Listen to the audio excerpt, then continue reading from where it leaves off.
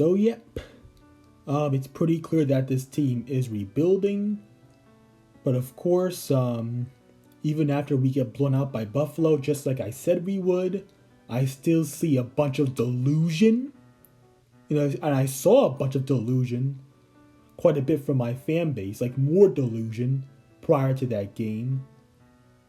AKA the idiots that actually freaking thought that we were going to go into Buffalo and beat the Bills.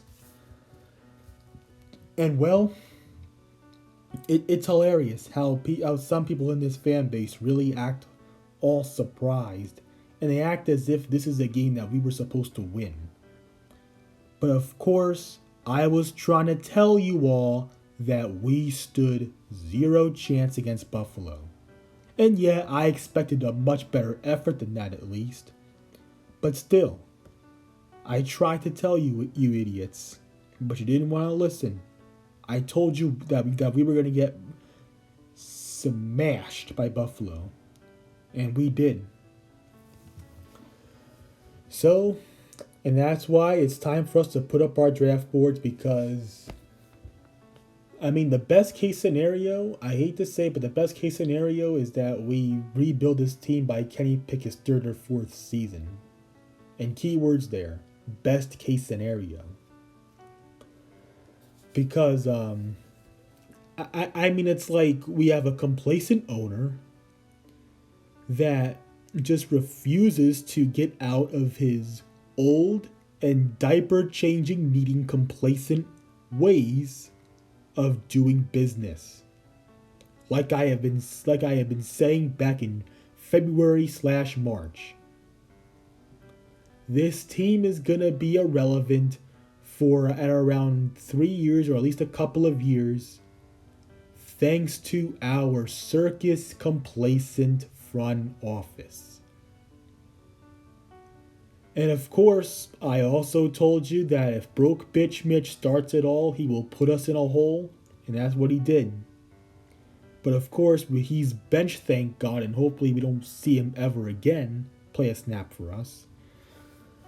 But so if only you geniuses would pay attention to this channel, maybe you would realize that that everything that's going on so far, I was right about early in the calendar year of 2022. I called this. Because this is what happens when you go into an off season, like which this was obviously a transition year because Big Ben retired. But this is what happens when you go into an off season to not only losing your franchise quarterback, and of course you still have an old and washed up defensive line, and I even said that Tyson Alualu should have retired. And honestly, I think Cam Hayward might have to retire after this season. I mean, anybody left on this team that had any sort of involvement with Big Ben's prime, anything which by this criteria is anything prior to 2017. Anybody that has been playing football currently on this team since Big Ben was still in his prime needs to be moved on from. And we need to start bringing in real talent. And I saw in the offseason, we for the most part didn't do that. And that is why we're going to be irrelevant for this year and next year. And who knows about the year after that or 2025 or whatever. But, of course, if only you geniuses, you residential geniuses, paid close attention to this channel, maybe you wouldn't be as frustrated as you are right now. But of course, I don't know anything. My realistic point of view for this team is severely underlooked, undernoticed, underappreciated, underrated, etc. Because it's going to be a long 2 to 3 years. just like I said it would in the offseason. So far, I'm being proven absolutely right. But a bunch of homers in this fan base had Super Bowl expectations. They thought that we could go on a deep playoff run. But nope. You see, most of you idiots just have not been paying close enough attention to this channel. Not been paying attention. So yeah, get ready for a long ride. I mean, the way this is going, we're probably going to end up with a top 5 pick because this team is awful this year. And quite honestly, until we ditch the quote unquote Steeler way, the outdated Steeler way, we're going to be stuck in NFL purgatory of either falling short of the playoffs or just making it only to go one and done. Because, look, why do you think teams like the Chiefs, the Rams, even though they're off to a slow start, the Bills and the Packers since 2019, why do you think those teams are at the top towards Super Bowl contention year in and year out? Why do you think that is? Oh yeah, because their front offices are not complacent like ours is, and they know how to bring in real talent. They know how to elevate and bring in a real personnel. And if we expect to someday match up well enough with Buffalo and Kansas City, we need to follow those teams' footsteps in terms of improving the team and the staff, and especially the personnel.